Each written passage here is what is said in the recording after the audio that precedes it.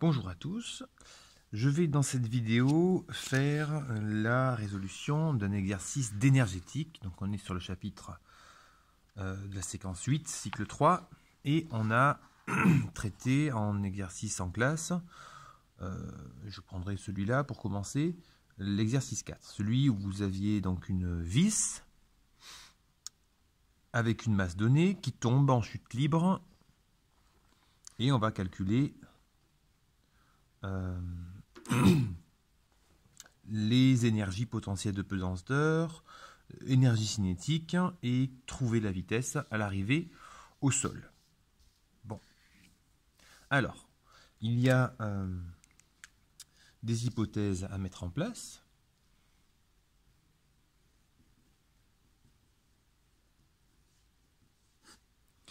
Des hypothèses. D'abord, on va négliger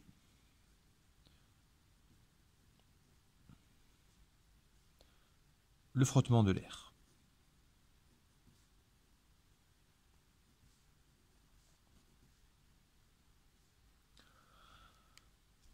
Et on va aussi donner l'énergie mécanique comme une constante.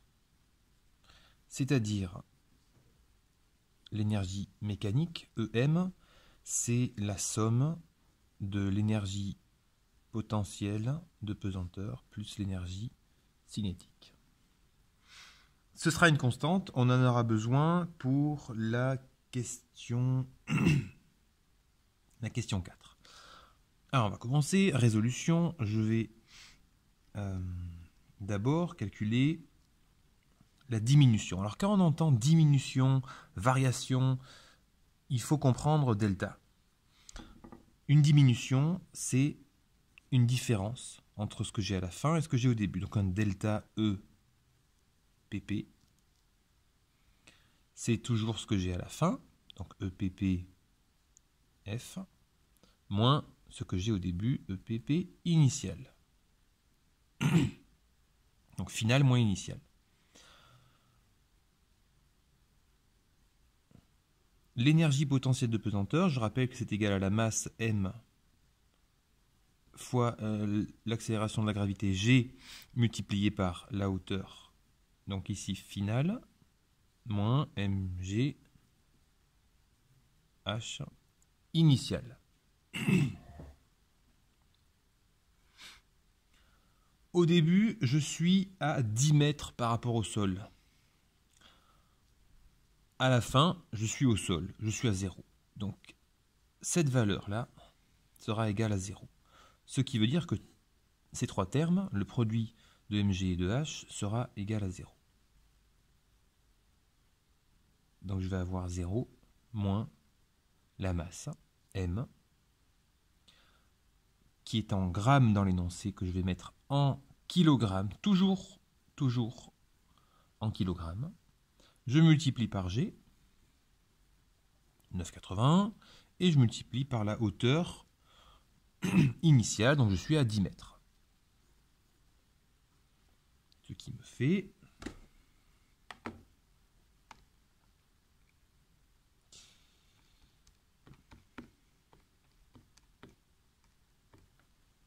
fait moins 6, je vais arrondir à 6,57 joules. Donc ça, c'est ma différence d'énergie potentielle de pesanteur. Troisième question. On me demande la variation d'énergie cinétique, donc la valeur du delta EC. Comme avant, un delta, une différence entre ce que j'ai à la fin, donc EC final, moins EC initial. La formule de l'énergie cinétique, on est en translation, donc c'est-à-dire 1/2 de la masse fois V final au carré, moins 1/2 de la masse, vitesse initiale au carré. Vitesse finale, je ne la connais pas. On va admettre que c'est la vitesse juste avant qu'on touche le sol, juste avant. Et alors, par contre, la vitesse ici initiale, on est à 0. Donc, comme avant, je vais avoir un terme sur les 3 qui est égal à 0. Donc tout ça sera égal à 0 parce que la vitesse initiale est à 0.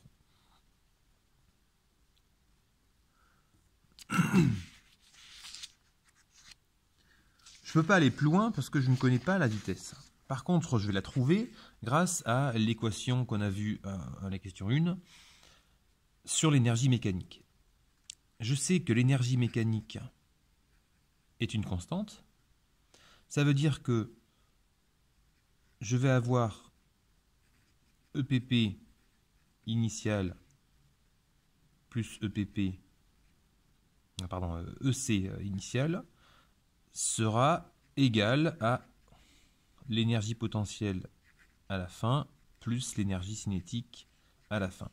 Tout ça parce qu'on a dit que l'énergie mécanique était une constante.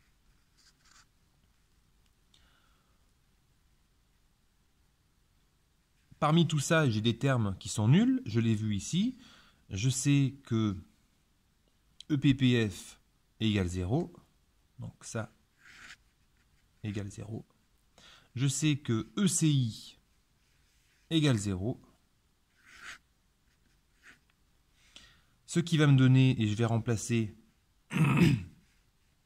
par les termes que je connais, EPPI, on a trouvé que ça faisait donc moins 6,57.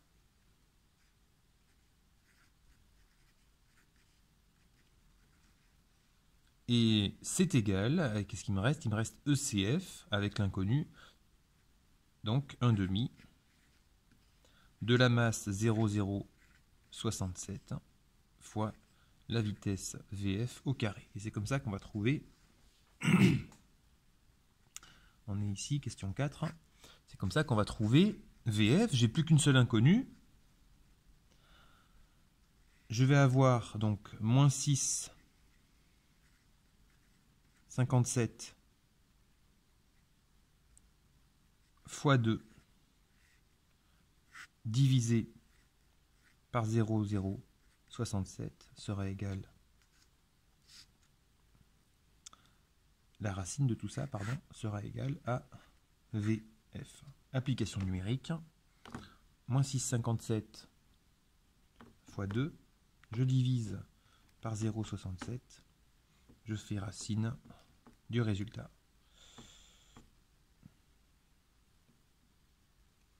Alors, je recommence, moins 6,57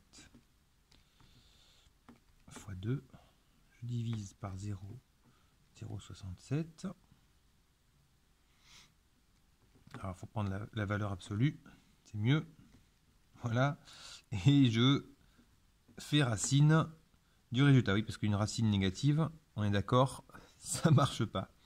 Voilà, et donc ça me fait 14 mètres par seconde. Ce qui correspond, si je le mets en km/h, ça fait